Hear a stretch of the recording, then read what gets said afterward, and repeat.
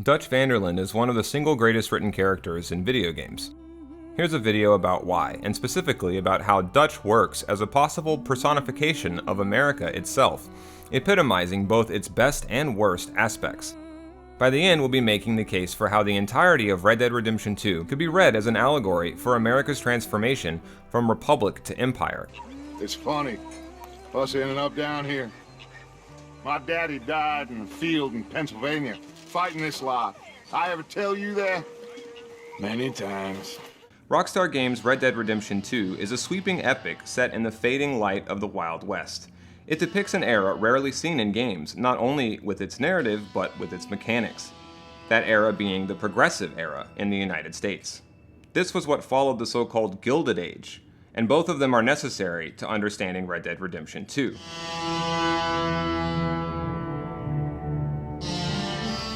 According to Encyclopedia Britannica, the Gilded Age was, quote, presided over by a collection of entrepreneurs who became known alternatively as captains of industry and robber barons. They grew rich through the monopolies they created in steel, petroleum, and transportation industries. Among the best known were J.D. Rockefeller, Andrew Carnegie, and J.P. Morgan, end quote. The Gilded Age got its name from Mark Twain. In fact, it would go on to inspire an entire generation of authors in the United States to write politically charged invective like him. These new writers would borrow from the great English tradition of satire to reinvent the novel as, quote, a vehicle of social protest that grew in the late 19th and early 20th centuries and culminated in the proletarian novelists, end quote.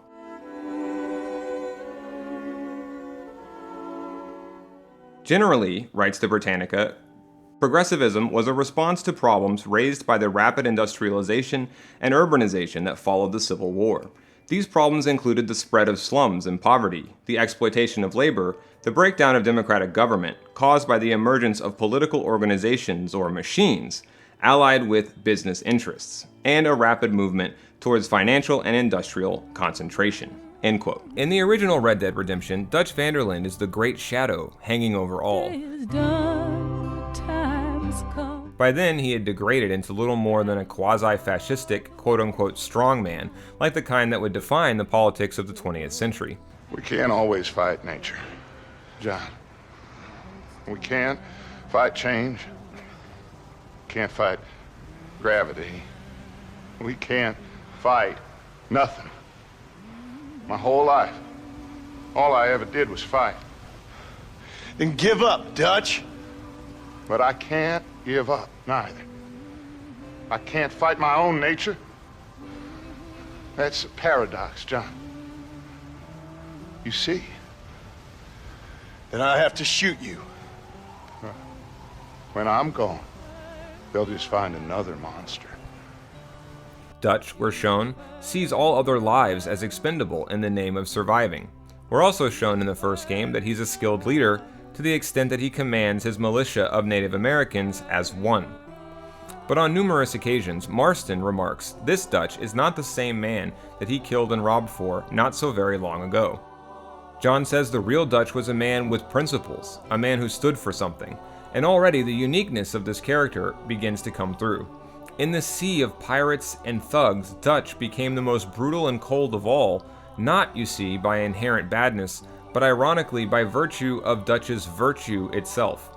The part of Dutch, Red Dead 1 hints, that made him a noble idealist whose words could stir people into action is the very same part of him that eventually made him into such a monster.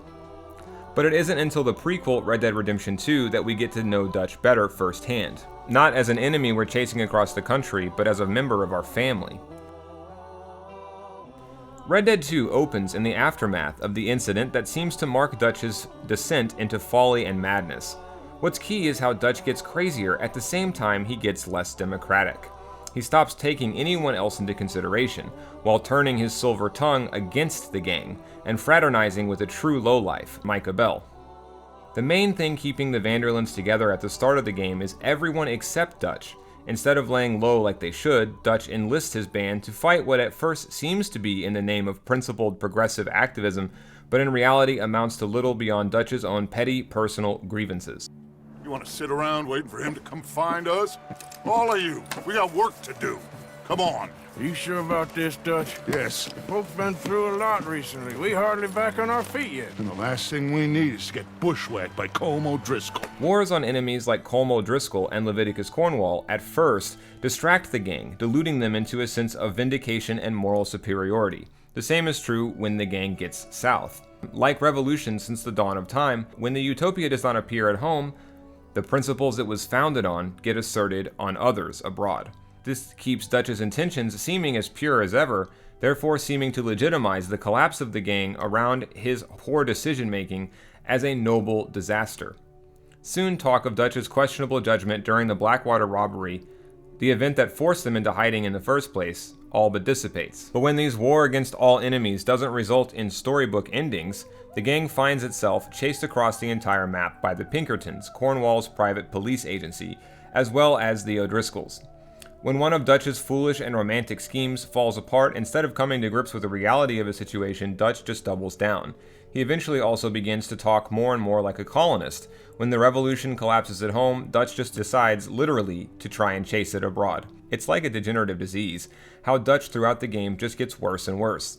And this, of course, is indicated by the fact that it is on this colonial boat ride that Arthur catches tuberculosis. Here's how Dutch's downfall, I contend, dovetails as a thinly veiled allegory for American history. The start of Red Dead 2 seems to explicitly conjure to mind the American Revolutionary Army's famous winter that it spent holed up in Valley Forge in 1777. To quote the Daily Beast, the Empire struck back hard in 1777. Two major British armies assailed congressional forces. One swept past Washington's forces and captured the young nation's capital, Philadelphia. Congress exiled itself, and on December 19th, Washington marched his army into Valley Forge, the snow red with blood from shoeless soldiers' feet. In short, quote, Valley Forge is depicted in American pop culture as a purgatory for the American cause, a place where the nation suffered so that freedom could spring forth, end quote. The way the characters Lenny and Charles, not to mention Dutch's many later Native American fighters, go and fight his battles for him in the name of promises that Dutch never seemingly intended to keep, is not unlike how many non-whites who fought in the Revolution were left in the lurch once the fighting was over. That revolutionary emancipation for them never arrived. The Van der Linde's war on Cornwall and the Pinkertons is comparable to the American Revolution in a number of ways. Dutch is a white male with low social standing thanks to lacking ties and money. He's had to spend life as an agrarian type, a salt of the earth, when Dutch would much rather live as an aristocrat, as conveyed by his fancy vest and way of dressing. This aspect of Dutch, however, takes us time to figure out completely.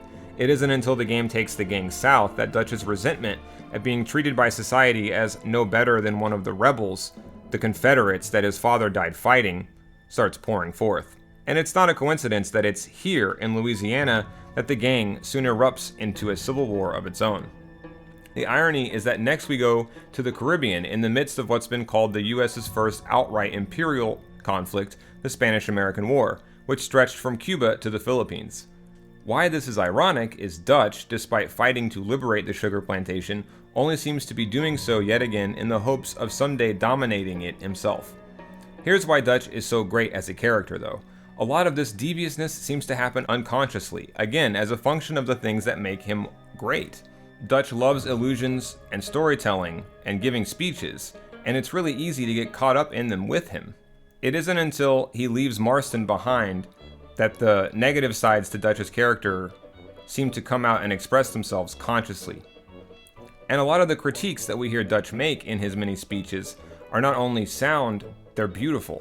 We see strangely that Dutch's idealism comes to actually inspire the gang to live better lives. Their flawed utopia is at bottom a pursuit of liberty and happiness. There's something to be said about the fact that the Van der Linde gang, for a time, made something like genuine democracy work.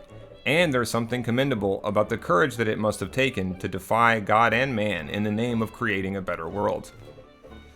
Or at least that's what they told themselves they were doing it for.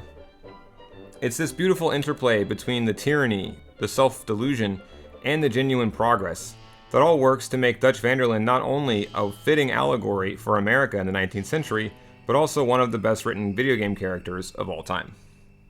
Dispose of them! Our friends the Pinkertons are gonna come and rescue you! You repulsive little maggot!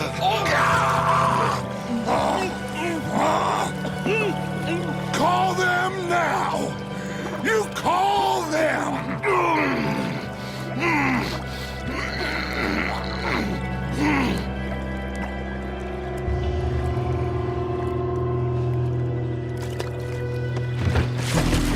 Jesus.